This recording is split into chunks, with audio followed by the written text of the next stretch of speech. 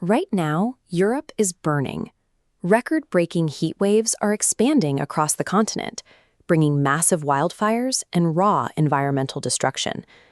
According to Copernicus, European land temperatures have spiked 2.5 degrees above average since 1980. For 10,000 years, human civilization evolved inside a stable temperature band. But that recent spike has violently pushed us out of that safe window. We left that stable zone by burning fossil fuels. Pumping massive amounts of carbon dioxide into the atmosphere created a greenhouse effect, trapping heat and driving these extreme temperature shifts. When a city hits 40 degrees Celsius, the abstract data becomes a localized, fatal reality.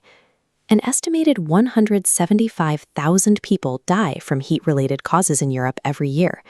That is a third of all global heat deaths. This massive death toll is a fatal mismatch. The continent is experiencing a new, aggressive climate, but it is entirely trapped inside infrastructure built for a world that no longer exists. To understand why heat is so deadly, we have to look at the human body. Our normal internal temperature sits around 36 to 37 degrees Celsius. When the air around us gets hotter than that, we rely on exactly one biological mechanism to cool down: sweating. Sweat cools us when it evaporates, dissipating the heat. But if the ambient temperature is too high or too humid, that sweat just drips. It fails to evaporate, and your body can't shed the heat fast enough. This triggers a dangerous chain reaction.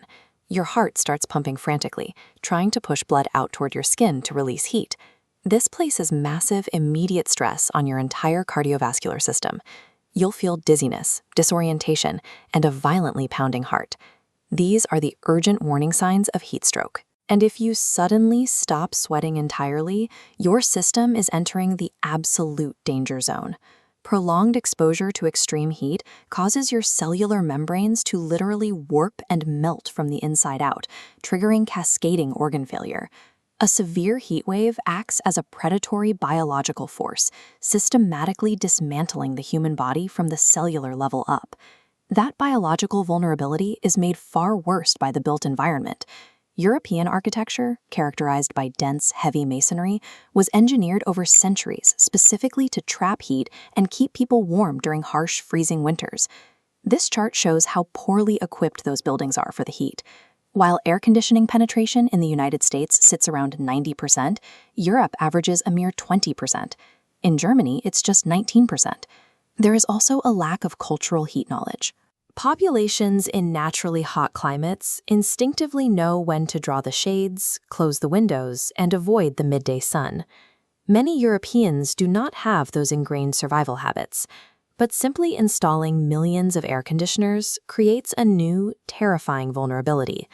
Relying entirely on mechanical cooling means you are entirely dependent on the electrical grid, and power grids strain and buckle under extreme heat. If a severe heat wave causes a multi-day blackout in an air conditioning-dependent city, the stakes are staggering. Current estimates suggest a 4-day power grid collapse under peak temperatures could kill upwards of 150,000 people.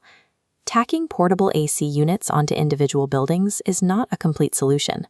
Relying on fragile electrical grids to cool heat-trapping architecture leaves the entire continent exposed to mass mortality events.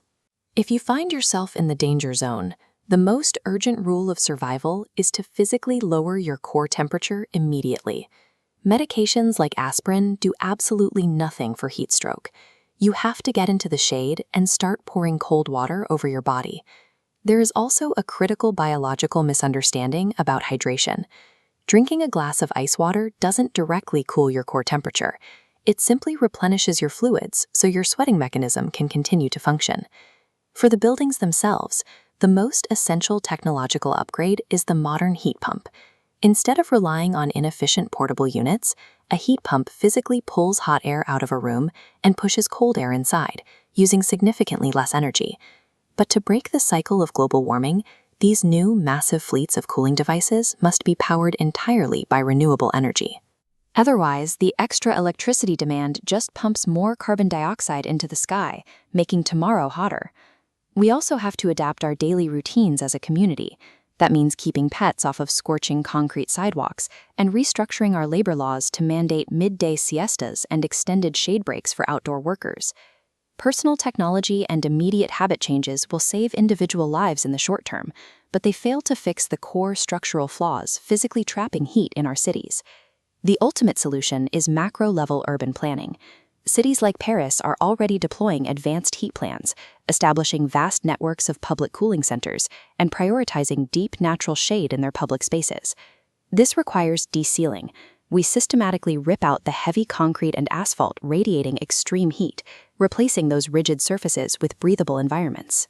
By installing native shade trees, green facades, and urban wetlands, we actively drive local temperatures down, cooling neighborhoods without touching an electrical grid. Europe can no longer exist under the illusion that it is a temperate, permanently cool continent. To survive a hotter future, it has to completely unbuild and reimagine its physical environment from the ground up.